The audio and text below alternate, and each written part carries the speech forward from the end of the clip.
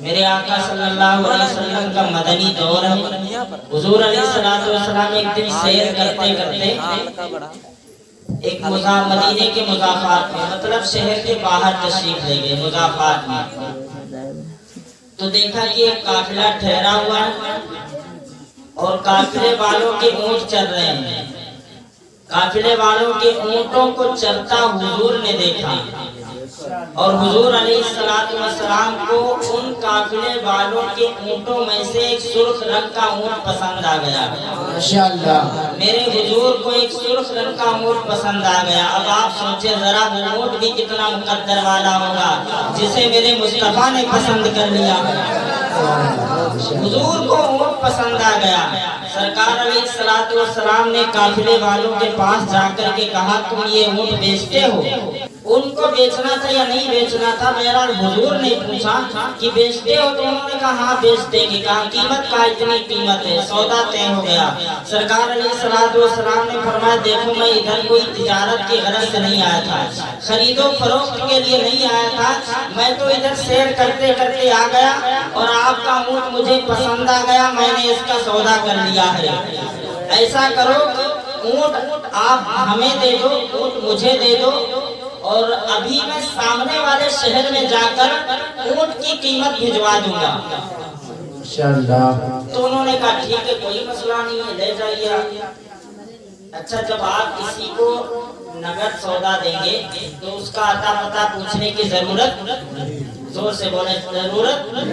لیکن اگر آپ کسی کو ادھار دیں گے تو یا تو آپ اسے جانتے ہو، یا تو اسے، یا تو وہ کوئی چیز گروی رکھی اور یا کسی کی ضمانت دلوائے، یا تو آپ جانتے ہو اور یا کوئی چیز گروی رکھے اور یا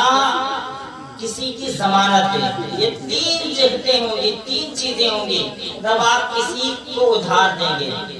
جب میرے آقا مصطفیٰ جان رحمت صلی اللہ علیہ وسلم نے سودا کیا تو انہوں نے کہا کہ لے جائیے کوئی مسئلہ نہیں۔ حضور نے اونٹ کی نکیل پکڑی اور حضور لے کر کے چل دیے، حضور لے کر کے چل دیے، جب تک کہ حضور علیہ السلام دیکھتے رہے۔ یہ لوگ حضور کو ٹکٹکی باندھ کر کے دیکھتے رہے، دیکھتے رہے، دیکھتے رہے، دیکھتے رہے، اور حضور جب نظروں سے اوجھل ہو گئے تو ایک دوسرے سے کہنے لگے یار یہ جو شخص اونٹ لے کر کے گیا ہے کیا اسے کوئی پہچانتا ہے؟ کہا ہم نہیں پہچانتے۔ کہا جب جانتے نہیں تھے تو اونٹ کیوں دے دیا؟ کہا یار کیا بتاؤں، جب وہ باتیں کرتا تھا تو ایسا محسوس ہوتا تھا جیسے اس کے لبوں سے پھول جڑ رہے ہیں۔ دوسرا بولا یار اس کی پیشانی اتنی خوبصورت تھی اور پیشانی پر جب پسینہ نکلتا تھا تو ایسا محسوس ہوتا تھا جیسے سونے کے پلیٹ پر کسی نے چاندی کے نگ رکھ دیے ہو۔ وہ پیشانی، اللہ اکبر، جس پیشانی کے بارے میں بریلی کے اعلیٰ حضرت نے کہا تھا جس کے ماتھے شفاعت کا صحرا رہا، اس شبیر سعادت پہ لاکھوں سلام۔ تیسرا بولا یار کیا بتاؤں، میں تو اس کی کالی کالی زلفوں کو ہی دیکھتا رہ گیا۔ اعلیٰ حضرت بولے، اعلیٰ حضرت بولے، اعلیٰ حضرت بولے، اعلیٰ بلکہ قرآن کہتا ہے واللیل اذا سجا، ہاں محبوب تیری لٹکتی ہوئی شانوں پر زلفوں کی قسم۔ کہا میں تو اس کی زلفوں کو دیکھتا رہ گیا۔ تیسرا چوتھا بولا یار جب وہ باتیں کرتا تھا تو اس کے دانتوں سے جو نور نکلتا تھا وہ نور جب پہاڑوں پر پڑتا تھا تو پہاڑ بھی روشن ہوتے ہوئے نظر آتے تھے۔ یار کیا بتاؤں، اس کے لبوں سے ایسا محسوس ہوتا تھا جیسے گلاب کی پنکھڑیاں ایک دوسرے سے مل رہی ہوں۔ وہ گل ہے لبہائے نازک ان کے، ہزاروں جھڑتے ہیں پھول دن سے، گلاب گلشن میں دیکھ بلبل یہ دیکھ گلشن گلاب میں ہے۔ اور اعلیٰ حضرت فرماتے ہیں دندانے لبو زلفو رخ شہ کے فدائی،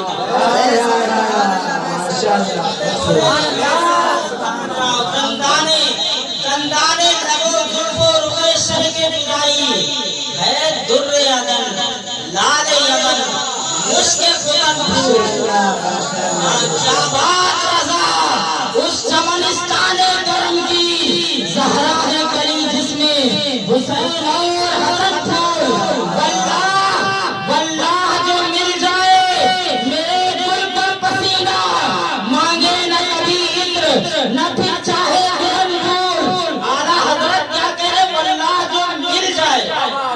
سبحان اللہ بے شک واللہ جو مل جائے ملنا اور ہوتا ہے مرنا اور ہوتا ہے ملنے سے جسم نہیں مہکتا ہے جب تک کہ عطر ملی نہ جائے اور اعلیٰ حضرت کہتے ہیں واللہ جو مل جائے میرے گل کا پسینہ مانگے نہ کبھی عطر نہ پھر چاہے دلہن پھول گویا کہ اعلیٰ حضرت بتاتے ہیں حضور کا اگر پسینہ سے مل جائے تو وجود مہکتا ہے اور اگر کوئی مر لے اور اگر کوئی مر لے تو نسلیں مہکتی ہیں بے شک سبحان اللہ بے شک نعرہ تکبیر اللہ رسالت یا رسول اللہ رسالت یا رسول اللہ میلاد النبی زندہ باد میلاد النبی زندہ باد نعرہ تکبیر نعرہ رسالت یا رسول اللہ ملنے پر جسم مہکتا اور اگر مر جائے تو نسلیں مہک جائیں نسلیں مہک جائیں اور مہکتی ہیں نہیں کیا مہکتے ہیں مہکنے والے بو پہ چلتے ہیں بھٹکنے والے انبر زمین اوپر ہوا مشک تر غبار ادنا سی شنا تیری راہ گزر کہا وہ کچھ بھی ہو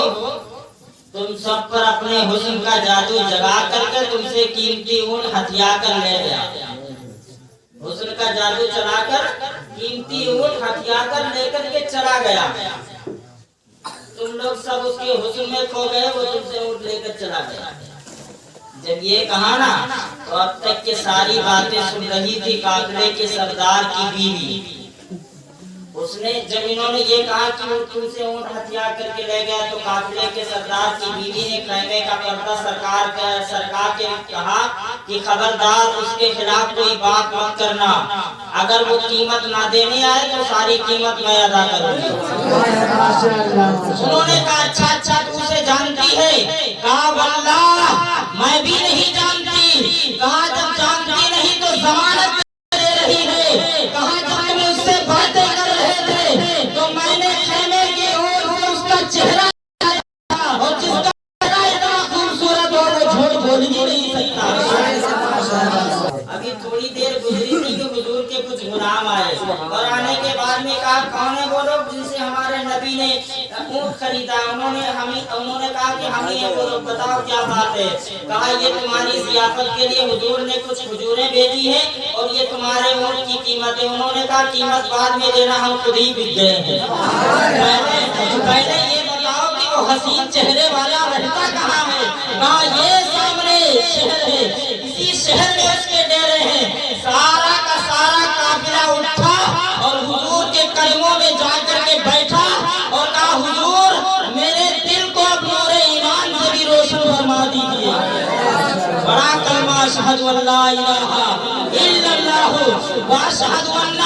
محمد عبدہ و رسولہ اب ایک جملہ سنیے گا اسی لیے صحابہ کہتے ہیں بفرض محال اگر حضور پر قرآن نہ بھی نازل ہوتا تو حضور کا چہرہ اتنا خوبصورت تھا کہ لوگ دیکھتے جاتے اور کلمہ پڑھ کر کے مسلمان ہوتے چلے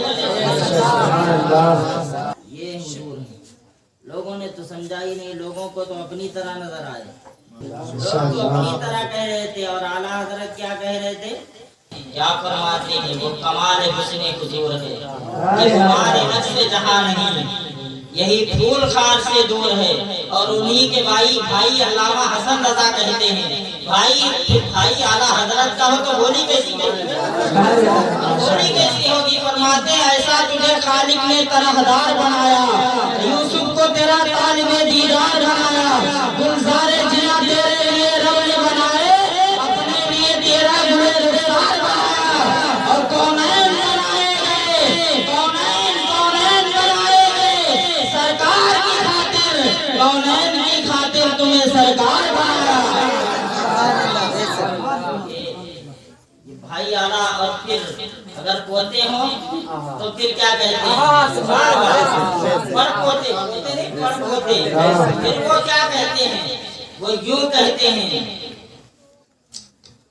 مصطفیٰ ذات یکتا آپ ہیں मुस्तफाए ज़ात यक्ता यक ने जिसको यक बनाया आपने आपकी खातिर बनाए दो जहां अपनी खातिर जो बनाया आपने अपनी खातिर जो बनाया